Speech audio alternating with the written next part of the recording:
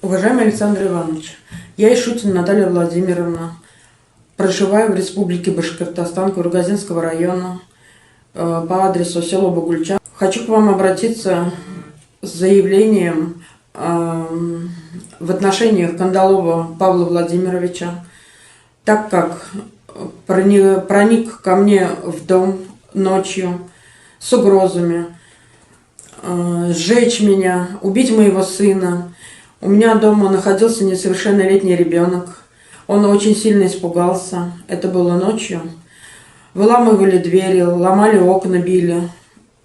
Я прошу вас рассмотреть это дело, взять на свой контроль. Угрозы поступали неоднократно, и моему сыну на телефон обещали его убить, что я его не найду, закопают.